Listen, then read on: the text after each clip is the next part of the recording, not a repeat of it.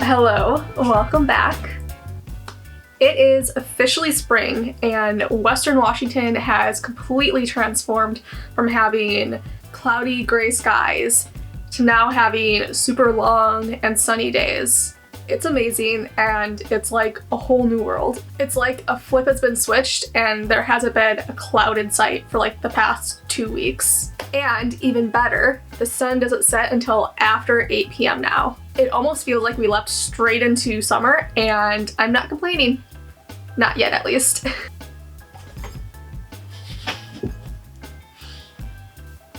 So with all this warm weather and sun, wildflowers have started blooming.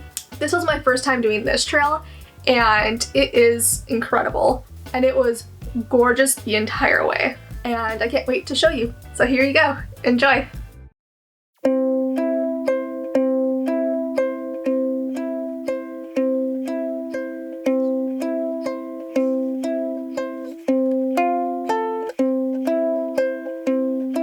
The one big catch with this trail is that it is a 4-hour drive from Seattle. It's all paved, well-traveled roads that are totally accessible, but it is still 4 hours away.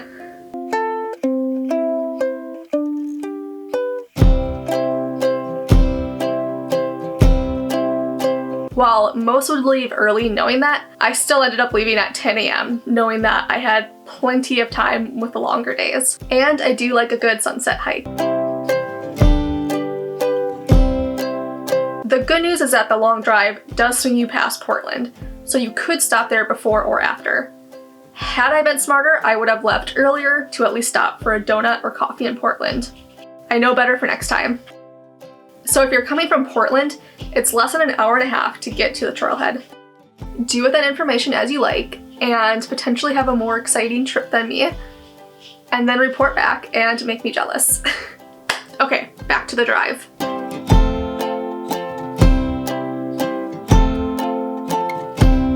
The drive goes along the Columbia River, so your GPS might direct you to go over the river and drive along the Oregon side. This is typically faster since there are 2 lanes and it's an actual highway, whereas the Washington side is a single road that goes through several small towns, so you'll have to deal with slower traffic.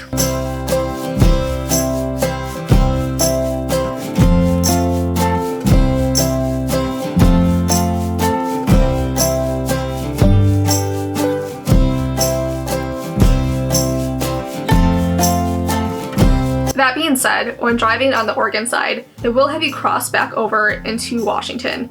And when you do that, there will be a $2 toll. It's not the worst, but be prepared for that if you do go that way.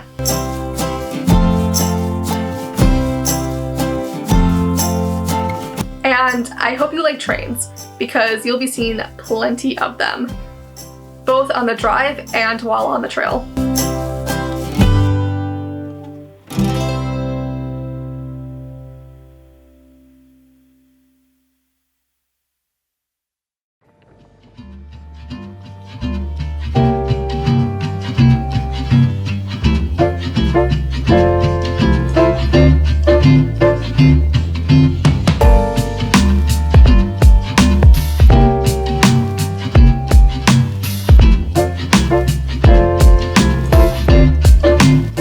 The trail starts on a paved path that goes along the Columbia River.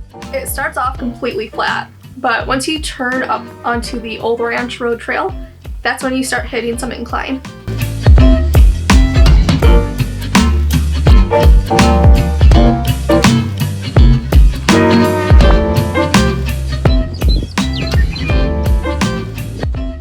There is a whole network of trails with several options to approach the topmost part of these trails.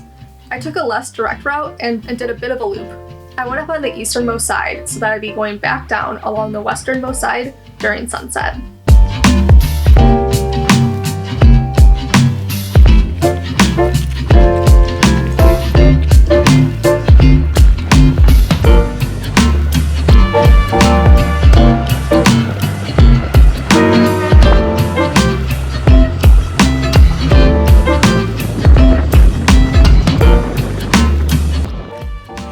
As soon as we hit the incline, the heat and direct sun started hitting hard.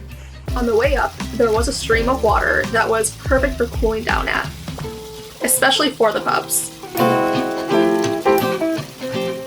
We're all wimps when it comes to heat, so we usually mosey up exposed trails like this. While it was hot, the perks of having a trail this exposed is that you get incredible views the entire hike. The Columbia River was always in sight, as were all the passing trains. As I climbed higher, more varieties of wildflowers were appearing. More and more of Mount Hood would appear from behind the rolling hills.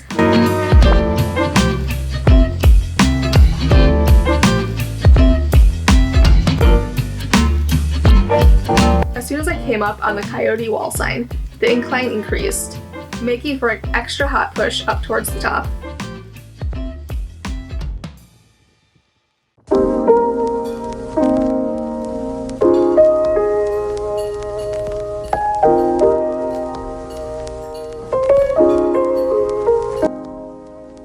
It was at this point that the fields became covered in freshly bloomed balsam root flowers. And as I continued higher, lupine would sporadically appear as well.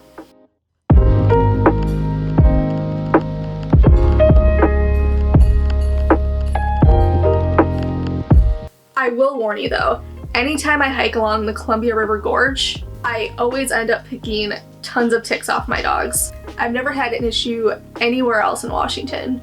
For some reason, Ash was the only one who ended up getting them, and both of them were on leashes and on the trail the entire time.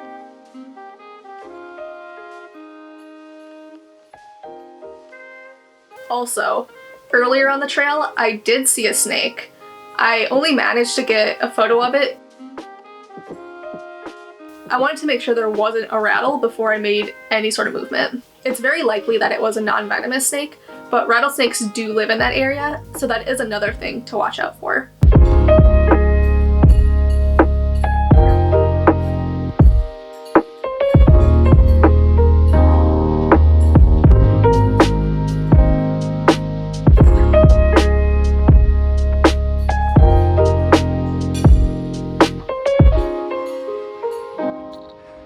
Once I got to the top, the trail went straight into the woods, which was strange only because it's so unlike any other trails I do.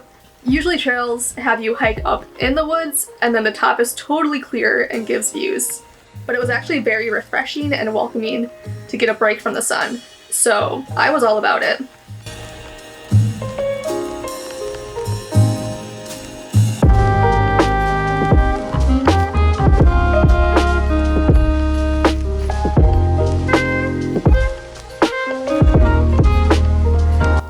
Okay, I have another treat for you. I recorded most of my way down again and made another time lapse. I did take a break at one point to have a beer while the sun was setting.